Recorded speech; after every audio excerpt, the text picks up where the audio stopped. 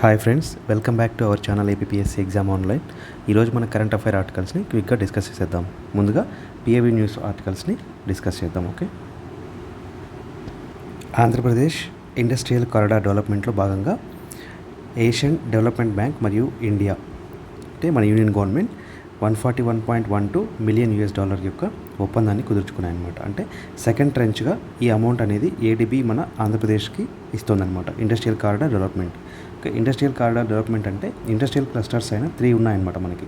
Visakhapatnam node, Srikalahasti, Chittoor nodes అని ఉన్నాయన్నమాట. Okay, యాక్చువల్గా ఇవైతే ఆంధ్రప్రదేశ్లో ఉన్న 3 మెయిన్ కారిడార్స్ అయిన విశాఖపట్నం చెన్నై కారిడార్, అలాగే చెన్నై బెంగళూరు ఇండస్ట్రియల్ కారిడార్, అలాగే Hyderabad Bengaluru industrial corridor.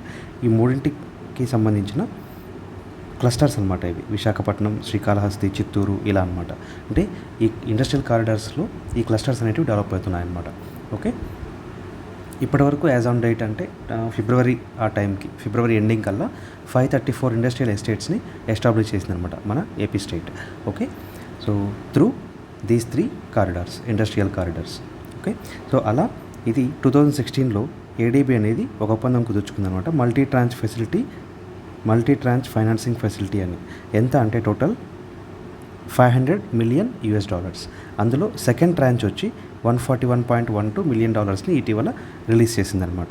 Okay, exam point of వ్యూలో చాలా important. Okay, 76th world health assembly జరిగిందనమాట. ఓకే, ఇది 21 నుంచి 30 మే 2023 9-day పీరియడ్ అనమాట. ఓకే, సో ఇది ఎక్కడ జరుగుతుంది అంటే జెనీవా స్విట్జర్లాండ్. ఓకే, సో స్విట్జర్లాండ్లో జరుగుతుంది అనమాట. దీని యొక్క థీమ్ గురించి కూడా మనం డిస్కస్ చేసుకున్నాం కదా. WHO at 75 అని చెప్పేసి saving lives driving health for all అని చెప్పుకున్నాం. ఓకే, సో ఇందులో బ్రిక్స్ హెల్త్ మినిస్టర్ మీటింగ్ కూడా సైడ్ లైన్స్గా జరిగిందనమాట. 76th వరల్డ్ హెల్త్ అసెంబ్లీలో సైడ్ లైన్స్గా బ్రిక్స్ హెల్త్ మినిస్టర్ మీటింగ్ కూడా జరిగిందనమాట. ఓకే, ఇందులో మన ఇండియా ఏమేమి మెన్షన్ చేసింది అంటే, first point, India striving to eliminate TB from the country by 2025. Exam point of వ్యూలో ఇలాగే అడుగుతారనమాట. ఎగ్జామ్ పాయింట్, టీబీని ఎప్పటికి ఎలిమినేట్ చేయాలి అనుకుంటున్నారు ఇండియా, ఏ లక్ష్యంగా పెట్టుకుంది అని చెప్పి క్వశ్చన్లు అడగచ్చు. అలాగే TB Mukt Bharat Abhiyan aims to support TB patients throughout their treatment journey. Okay, standard treatment అనేది వాళ్ళకి త్రూఅవుట్గా ఇవ్వాలి అని చెప్పి టీబీ ముక్త్ భారత్ అభియాన్ని లాంచ్ చేశారనమాట. అలాగే Ni క్షయ్ Poshan Yojana provides monthly nutritional support to over 75 lakh people undergoing TB treatment through direct benefit transfer. Ni క్షయ్ Poshan Yojana, క్షయ్ అంటే ఇదే అనమాట, టీబీనే క్షయ్ అంటారు కదా. ఓకే, నీ క్షయ్ పోషణ్. నెక్స్ట్ వచ్చేసి BRICS vaccine research development centre. Okay, so Covid టైంలో WHO గైడ్లైన్స్ ప్రకారం 70% ఆఫ్ వ్యాక్సిన్స్ అనేది బ్రిక్స్ డెవలప్ చేయాలి అని ఒక గైడ్లైన్గా ఇచ్చిందనమాట. దాన్ని సక్సెస్ఫుల్గా కంప్లీట్ చేసిందనమాట బ్రిక్స్లో ఉన్న దేశాలన్నీ కూడా. మన ఇండియాలో కూడా BRICS vaccine research and development centre కూడా ఎస్టాబ్లిష్ చేస్తున్నారనమాట. ఓకే, ఇది 76th వరల్డ్ హెల్త్ అసెంబ్లీకి సైడ్ లైన్స్గా జరిగిన బ్రిక్స్ హెల్త్ మినిస్టర్ మీటింగ్ 2023 యొక్క హైలైట్స్ అనమాట. Okay, We launched the National Green Hydrogen Mission because we believe in the environment. New and Renewable Energy and Power Minister R K Singh అన్న మాటలు అనమాట ఇవి. Okay, so CII meeting annual సెషన్లో discuss చేసుకున్నారనమాట green hydrogen గురించి. సో ఇక్కడ మనం ఆ లైన్స్, ఆ మీటింగ్ అంత ఇంపార్టెంట్ కాదు మనకి. ఇక్కడ ఏంటంటే నేషనల్ గ్రీన్ హైడ్రోజన్ మిషన్ని మనం ఒకసారి రివైండ్ చేసుకున్నాం అనమాట. ఓకే, సో ఇది ఇప్పుడు లాంచ్ చేశారు, దానికి సంబంధించిన డీటెయిల్స్ ఏంటి అని. Okay, National Green Hydrogen Mission was approved by the Union Cabinet on 4th January 2022 with intended objectives of, ఈ ఆబ్జెక్టివ్స్ అన్నీ ఉన్నాయన్నమాట. Making India a leading producer and supplier of green hydrogen in world, creation of export opportunities for green hydrogen and its derivatives, reduction in dependency in imported fossil fuels feed stock, so ఇలా అన్నీ ఉన్నాయన్నమాట. ఇవన్నీ exam point of వ్యూలో మనకి important కాదు, ఒక objective oriented మీరు నేర్చుకోండి అంతే. Okay, but exam point of వ్యూలో ఇవన్నీ అడగరు అనమాట. మనం నెక్స్ట్ టాపిక్ వెళ్దాం. ఇందులోనే మిషన్ అవుట్కమ్స్ లక్ష్యాలు అనమాట. మిషన్ అవుట్కమ్స్ ప్రొజెక్టెడ్ బై 2030 ఇది ఇంపార్టెంట్ అనమాట. ఎగ్జామ్ పాయింట్ ఆఫ్ వ్యూలో ఇలాంటి మైల్ స్టోన్స్ ఏవైతే లక్ష్యంగా పెట్టుకున్నారో ఆ లక్ష్యాలు అనేవి అడుగుతారనమాట ఎగ్జామ్లో. Development of green hydrogen production capacity of at least 5 MMT అంటే 5 million metric tonne per annum with an associated renewable energy capacity addition of about 125 gigawatt in the country. Okay, over rupees 8 lakh crore in total investment over 8 lakh crore in అలాగే creation over 6 lakh jobs అనమాట ఈ సెక్టార్లో. Cumulative reduction of Faasil fuel imports over 1 lakh crore. Okay, 1 lakh crore Faasil fuel imports ఏవైతే చేసుకుంటున్నామో వాటిని తగ్గించాలి, వాటిని save చేయాలి అని. ఓకే, దాని ద్వారా ఇందులో 8 lakh crore టోటల్ ఇన్వెస్ట్మెంట్ చేయొచ్చు అని. అలాగే abatement of nearly 50 MMT of annual green house gas ఎమిషన్స్ని కూడా 50 మిలియన్ మెట్రిక్ టన్ని తగ్గించాలి అని చెప్పి లక్ష్యంగా పెట్టుకున్నారనమాట. ఈ లక్ష్యాలు ఎవ్రీ పాయింట్ ఇంపార్టెంట్. ఓకే, ఇందులోనే గ్రీన్ హైడ్రోజన్ మిషన్లో భాగంగానే ఆ డాక్యుమెంట్లోనే types of hydrogen based on extraction methods అని కూడా ఇచ్చారనమాట. సో ఇవి కూడా చాలా ఇంపార్టెంట్. అంటే grey hydrogen, blue hydrogen, green hydrogen. అంటే ఈ హైడ్రోజన్ని మనం ప్రొడక్షన్ చేస్తున్నాం కదా, హైడ్రోజన్ ప్రొడ్యూస్ చేయడానికి ఎలక్ట్రిసిటీ మనకు అవసరమవుతుంది అనమాట. హైడ్రోజన్ మనకు ప్రొడ్యూస్ చేయడానికి ఎలక్ట్రిసిటీ అవసరమవుతుంది, లేదా ఏదైనా వేరియస్ సోర్స్ అవసరమవుతుంది అనమాట. సోర్స్ ఆఫ్ ఎనర్జీ అవసరమవుతుంది. ఆ సోర్స్ ఆఫ్ ఎనర్జీ ఎటువంటిది? సోర్స్ ఆఫ్ ఎనర్జీని బేస్ చేసుకొని అది గ్రే హైడ్రోజనా, బ్లూ హైడ్రోజనా, గ్రీన్ హైడ్రోజన్ అని డిఫైన్ చేశారనమాట. ఓకే, ఇక్కడ మనం చూసామంటే first grey hydrogen. Okay, grey hydrogen it is produced via coal lignite gasification, black or brown, via process called steam methane reformation అనేది చాలా ఇంపార్టెంట్, గుర్తుపెట్టుకోండి. ఓకే, గ్రే హైడ్రోజన్ ప్రొడక్షన్లో ఈ మెథడ్ని యూజ్ చేస్తారనమాట. గ్రే హైడ్రోజన్లో ఈ మెథడ్ యూజ్ చేస్తారనమాట. Steam methane reformation by using coal or lignite gasification. Okay, ఇందులో కార్బన్ ఇంటెన్సివ్ ప్రాసెస్ అనమాట ఇది. ఓకే, ఫాజిల్ ఫ్యూయల్ అనమాట ఇది. అలాగే బ్లూ హైడ్రోజన్ అంటే it is produced via natural gas or coal gasification combined with carbon capture storage or carbon capture use technologies to reduce carbon emissions. ఇది కూడా fossil fuel related produced ఎలక్ట్రిసిటీని అనమాట. Okay, అలా Faasil ఫ్యూయల్ని use చేసి ఎనర్జీని create చేసి అక్కడ నుంచి హైడ్రోజన్ని ఎక్స్ట్రాక్ట్ చేస్తారనమాట. కాకపోతే ఇక్కడ ఏంటంటే ఈ ప్రాసెస్లో ప్రొడ్యూస్ అయ్యే ఈ కార్బన్ ఏదైతే ఉందో దాన్ని క్యాప్చర్ చేస్తారనమాట, అంటే స్టోరేజ్ చేస్తారనమాట. ఓకే, అడిషనల్గా గ్రే హైడ్రోజన్లో అలా ఏముండదు అనమాట, కార్బన్ క్యాప్చర్ లేదనమాట. అలా కాకుండా ఇలా natural gas, coal gasification use చేసి ప్రొడ్యూస్ చేసే హైడ్రోజన్ ఈ ప్రాసెస్లో విడుదలయ్యే కార్బన్ ఏదైతే ఉంటుందో దాన్ని క్యాప్చర్ చేసే మెథడ్స్ ఉన్నాయన్నమాట. ఇందులో కార్బన్ క్యాప్చర్ సింపుల్గా గుర్తుపెట్టుకొని usage of carbon capture storage or carbon capture use technologies is nothing but blue hydrogen. Okay, so blue హైడ్రోజన్ని అలా ప్రొడ్యూస్ చేస్తారనమాట. ఓకే, తర్వాత గ్రీన్ హైడ్రోజన్ ఇది ప్యూర్ ఫామ్ అనమాట. అంటే ఎలక్ట్రాలిసిస్ మెథడ్లో ఎలక్ట్రాలిసిస్ ఆఫ్ వాటర్ అంటే H2O కదా. సో ఎలక్ట్రాలిసిస్ ఆఫ్ వాటర్ని చేసినప్పుడు ఏంటంటే ఆక్సిజన్, హైడ్రోజన్ సపరేట్ అయిపోతాయి అనమాట. అక్కడ నుంచి హైడ్రోజన్ అనేది ఎక్స్ట్రాక్ట్ అవుతుంది. ఓకే, ఇది pure form of renewable energy. అంటే రెన్యూబుల్ ఎనర్జీ నుంచి వచ్చే ఎలక్ట్రిసిటీ నుంచి, ఓకే, రెన్యూబుల్ ఎనర్జీ నుంచి వచ్చే ఎలక్ట్రిసిటీ నుంచి ఇక్కడ హైడ్రోజన్ ప్రొడ్యూస్ చేస్తున్నారు అనమాట. అంటే pure form of hydrogen. Pure form అని కాదు చెప్పలేము, ఇది గ్రీన్ హైడ్రోజన్ అనమాట. Pure form of green hydrogen అని చెప్పొచ్చు. అంటే ఇక్కడ ప్రొడ్యూస్ అయ్యే ఎలక్ట్రిసిటీ ప్యూర్గా రెన్యూబుల్ సోర్సెస్ నుంచి క్రియేట్ అవుతుందన్నమాట. అలా క్రియేట్ అయిన ఎలక్ట్రిసిటీ నుంచి హైడ్రోజన్ని ఎక్స్ట్రాక్ట్ చేస్తారనమాట. సో ఇది గ్రీన్ హైడ్రోజన్. ద మోర్ సింపుల్గా చెప్పాలంటే ఇక్కడ the more renewable energy there in the electricity fuel mix the greener the hydrogen produced. సింపుల్గా అంటే ఎలక్ట్రిసిటీ ఫ్యూయల్ మిక్స్లో అంటే హైడ్రోజన్ ప్రొడ్యూస్ చేయడానికి యూస్ చేసే ఎలక్ట్రిసిటీ ఉంటుంది కదా, ఆ ఎలక్ట్రిసిటీని దేని ద్వారా డెవలప్ చేస్తున్నారు అనే దాన్ని బట్టి హైడ్రోజన్ ఎంత గ్రీనర్ అని డిసైడ్ చేస్తారనమాట. ఓకే, అలా grey hydrogen, blue hydrogen, green హైడ్రోజన్కి డెఫినేషన్స్ ఇక్కడ ఇచ్చారనమాట. ఓకే, దీని తర్వాత ఇంకా ఏం చెప్పొచ్చు అంటే నేషనల్ గ్రీన్ హైడ్రోజన్ మిషన్ గురించి. ఇది స్టార్ట్ అయింది కదా ఎప్పుడు, జనవరి 2022లో దీన్ని లాంచ్ చేశారనమాట ఈ డాక్యుమెంట్ని. ఇలా లాంచ్ చేసిన తర్వాత ఇప్పటి వరకు అంటే ఈ 2023 జనవరి 10th, జనవరి 10th 2023న మరొక అప్డేటెడ్ డాక్యుమెంట్ని రిలీజ్ చేశారనమాట.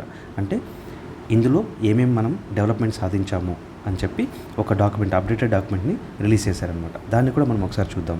అలా చూడడం వల్ల ఏంటి అంటే అప్డేటెడ్ ఇన్ఫర్మేషన్ ఉంటుంది. బట్ ఎగ్జామ్లో కూడా మనకి ఆబ్జెక్టివ్ టైప్లో, మనకు ఆబ్జెక్టివ్ ఓరియంటెడ్లో మనం ఎప్పుడు చదువుతున్నాం కాబట్టి, సో ఎగ్జామ్ పాయింట్ ఆఫ్ వ్యూలో ఇలాంటి డాక్యుమెంట్స్ నుంచి ఎక్కువగా క్వశ్చన్స్ అడిగే అవకాశం ఉంటుంది అనమాట. ఓకే, ఈ డాక్యుమెంట్ని ఒకసారి చూడండి. ఫస్ట్ పేజ్ అనమాట ఇది. National hydrogen mission decarbonising India achieving net zero vision. Okay, so updated as on January 10, 2023. Okay, ఇక్కడ మీరు చూడొచ్చు అనమాట. మెయిన్ ఉద్దేశం ఏంటి గ్రీన్ హైడ్రోజన్ని ప్రొడ్యూస్ చేయడానికి అంటే, currently India spends over $160 billion of foreign exchange every year for energy imports. So energy ఇంపోర్ట్స్కి ఇంత ఎక్కువ అమౌంట్ని వీళ్ళు ఖర్చు చేస్తున్నారనమాట, ఫారిన్ ఎక్స్చేంజ్ని. ఓకే, సో అందుకని చెప్పేసి ఈ 15 yearsలో రెమెడియల్ యాక్షన్ ఏదైనా తీసుకురావాలి అని చెప్పి ఈ గ్రీన్ హైడ్రోజన్ మిషన్ని తీసుకొచ్చారనమాట. ఓకే, దీని initial outlay of mission is 19,744 crore, including an outlay of 17,490 crore for the strategic interventions for green hydrogen transition site program అనమాట. అలాగే పైలట్ ప్రాజెక్ట్స్కి 1,466, రీసెర్చ్ అండ్ డెవలప్మెంట్కి 400 crore. ఓకే, అండ్ 388 crore వచ్చేసి other machine components. అంటే ఈ 19,744 crore divide చేశారనమాట. ఇలాగా మీరు కూడా ఎగ్జాక్ట్గా ఈ అమౌంట్స్ని ఇలా డివైడ్ చేసి సపరేట్గా రాసుకోండి. Okay, total outlay of mission వచ్చేసి 19,744 crore rupees. ఓకే, అందులో సైట్ ప్రోగ్రామ్కి, సైట్ అంటే strategic interventions for green hydrogen ట్రాన్సిషన్కి వచ్చి 17,490 crores అనమాట. ఓకే, సో పైలట్ ప్రాజెక్ట్స్కి 1,466 crores. ఇలా మీరు డివైడ్ చేసి రాసుకోవాలన్నమాట. ఓకే, సో 2030కి అవుట్కమ్స్ మనం చెప్పుకున్నాం కదా, ఇంతకుముందే చెప్పుకున్నాం కదా, దానికి సంబంధించిన పిక్చోరియల్ ఇన్ఫర్మేషన్ ఇక్కడ ఇచ్చారనమాట. Okay, at least 5 MMT green hydrogen annual production, 60 to 100 GW electrolyser capacity, 125 GW renewable energy capacity. Okay, 1 lakh crore import savings, 50 MMT carbon dioxide annual emissions averted, 6 lakhs jobs, 8 lakh crore investment. సింపుల్గా numbers ఇక్కడ ఇచ్చేసారనమాట. Okay, ఇంతకుముందు మనం చెప్పుకున్నట్లుగా grey hydrogen, blue hydrogen, అలాగే green hydrogen గురించి ఇక్కడ ఇచ్చారనమాట. Okay, process వచ్చేసి reforming or gasification, blue హైడ్రోజన్కి వచ్చేసి reforming or gasification with carbon capture. Okay, green hydrogen వచ్చి ఎలక్ట్రాలిసిస్. ఓకే, ఇక్కడ ఎనర్జీ సోర్స్ వచ్చేసి గ్రే హైడ్రోజన్, బ్లూ హైడ్రోజన్కి ఫాజిల్ ఫ్యూయల్సే అనమాట, గ్రీన్ హైడ్రోజన్కి renewable electricity. Okay, estimate emissions from production process ద్వారా ఎస్టిమేటెడ్ ఎమిషన్స్ ఎన్ని ఉన్నాయి అంటే ఇక్కడ 9 to 11, 18 to 20. అలాగే బ్లూ హైడ్రోజన్కి అయితే 0.4 to 4.5. ఓకే, గ్రీన్ హైడ్రోజన్కి అయితే 0 అనమాట. ఓకే, సో ఇది కూడా మీరు మైండ్లో గుర్తుపెట్టుకోవాలన్నమాట, ఈ డయాగ్రామ్. ఓకే, సో ఇక్కడ గ్రీన్ హైడ్రోజన్ మిషన్స్ సంబంధించి డెవలప్మెంట్స్ ఏవేవి ఉన్నాయని చెప్పి ఇక్కడ మెయిన్గా 4 points మీరు గుర్తుపెట్టుకోవాలన్నమాట. Okay, so the first point వచ్చేసి the government led public sector undertaking Indian Oil. So Indian Oil సంస్థ India's first green hydrogen unit for the Mathura refinery కోసం ఇండియాస్ ఫస్ట్ గ్రీన్ హైడ్రోజన్ యూనిట్ని ఎస్టాబ్లిష్ చేయనుందనమాట. ఓకే, సెకండ్ పాయింట్ వచ్చేసి national thermal power corporation, NTPC ఉంది కదా. So NTPC has recently set up a tender to establish first of its kind hydrogen fueling station to be powered entirely by renewables in Leh నగరంలో hydrogen refuelling స్టేషన్ని establish చేయాలి అనుకుందన్నమాట NTPC.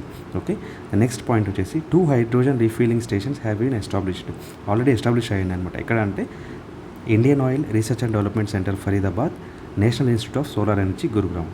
Okay, 2 hydrogen refuelling stations already established in 2 places, ఫరీదాబాద్లో ఒకటి, గురుగ్రామ్లో ఒకటి. Okay, India has declared it's ambition to become an exporter of hydrogen to Japan, south Korea and Europe. Okay, ఇది కూడా important అనమాట. ఈ 4 points మీరు గుర్తుపెట్టుకోండి. ఓకే, సో ఇదండి national green hydrogen mission గురించి. అలాగే ఇంకొక మెయిన్ పాయింట్ మీకు చెప్పడం మర్చిపోయాను, ఇది ఆల్రెడీ మీకు తెలిసే ఉంటుందన్నమాట. 2 numbers అనమాట, 2 years, 2047 అలాగే 2070. 2047 ఏంటంటే అది ఇండియా గోల్ ఏంటి అంటే ఎనర్జీ ఇండిపెండెంట్ అవ్వాలి. ఓకే, ఎనర్జీ ఇండిపెండెంట్ అంటే ఎనర్జీ కోసం మనం వేరే దేశాలపైన ఆధారపడాల్సిన అవసరం లేదు. అలాగే వేరే దేశాల నుంచి మనం ఇంపోర్ట్ చేసుకోవాల్సిన అవసరం ఉండకూడదు అని చెప్పి లక్ష్యంగా పెట్టుకుందన్నమాట 2047. 2070 వచ్చేసి ఏంటంటే net zero emission of carbon.